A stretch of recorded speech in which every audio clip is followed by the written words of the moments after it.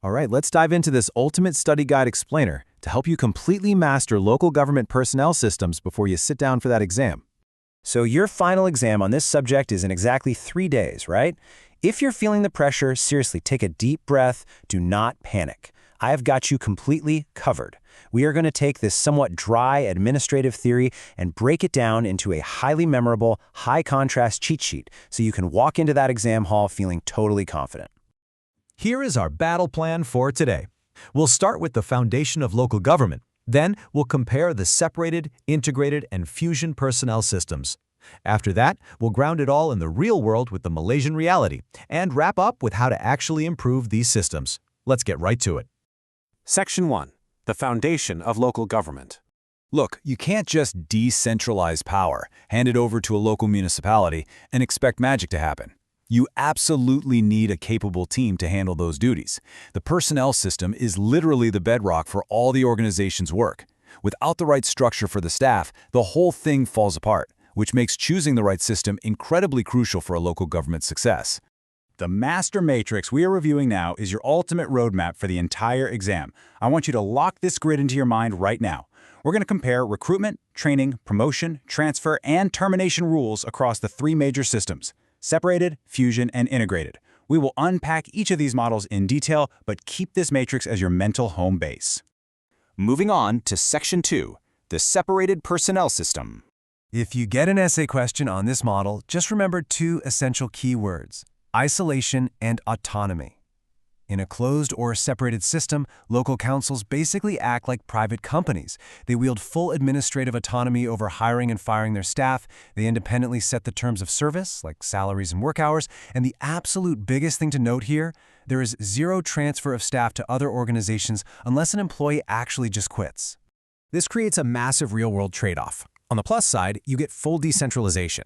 Since staff can't be transferred away, it builds an immense amount of loyalty. Plus, local councils can tailor pay based on local factors. So, a smaller council like Joseon District Council can save a ton of money by paying slightly lower wages since the cost of living there is much lower than in Kuala Lumpur. But let's look at the downsides. No transfers means lower morale and terrible promotion prospects.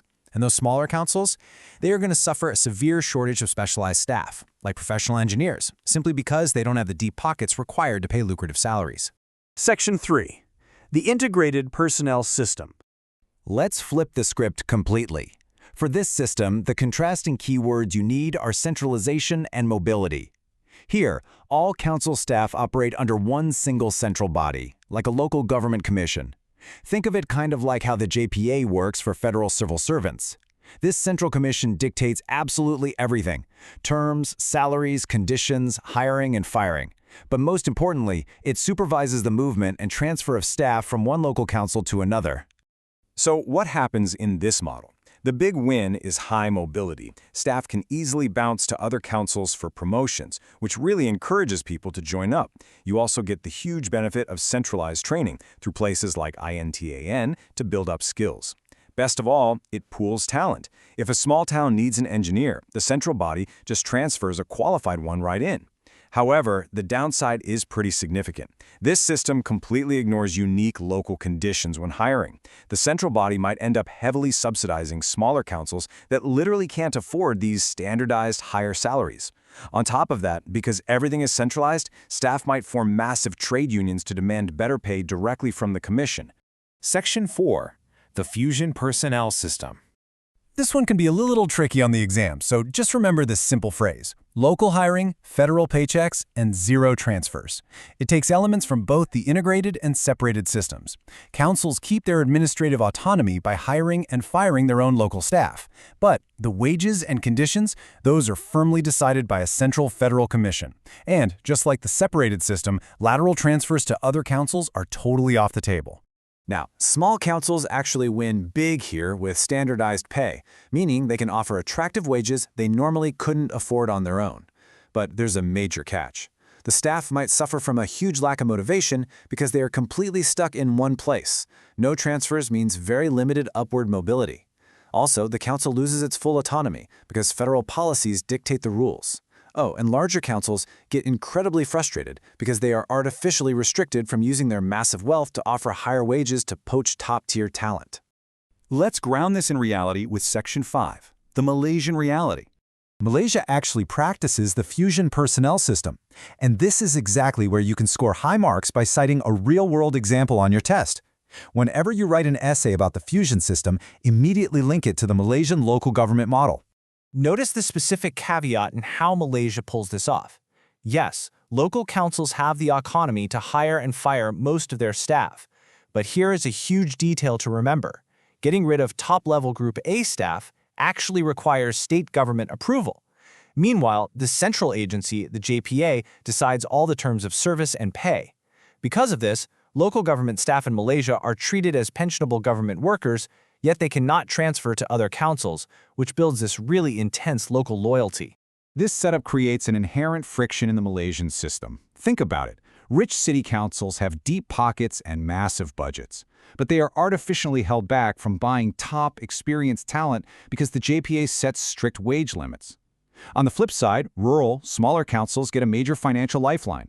They get to offer standardized, highly competitive government wages to local residents that they could never, ever afford if they were operating completely on their own. Finally, Section 6, Improving Local Government Systems. If you really want to wow your professor, you have to clearly distinguish between horizontal integration across different councils and vertical integration flowing down from the top. Countries like Ireland and Sri Lanka use horizontal integration, which is essentially having an integrated local commission set common standards. Vertical integration is a completely different strategy involving direct federal intervention. To break that down, horizontal integration creates a unified ecosystem for career growth. It standardizes performance and lets employees chase promotions among different councils. Vertical integration, on the other hand, is like an immediate top-down rescue mission. It's when the central government physically seconds their own federal experts down to local councils to handle highly technical tasks like accounting or tax assessment. This instantly solves the staff shortage, ensures uniform treatment of technical services, and saves the local council a ton of money and manpower. All right, take a mental screenshot of this summary right now because this is the fundamental logic you need to rely on when you are sitting in that exam hall. Separated equals high autonomy, low mobility. Integrated equals low autonomy, high mobility. And fusion is your hybrid, local autonomy combined with centralized pay, which is exactly what Malaysia chose. As you finish up your cramming, I will leave you with this question to think about. If you were appointed the mayor of a brand new local council today, which of these 3 personnel systems would you actually choose to build your dream team? Being able to critically justify that answer will guarantee you ace this test. Good luck on your exam in 3 days. You are going to do absolutely incredibly. Thanks for joining me for this explainer, and I will see you next time.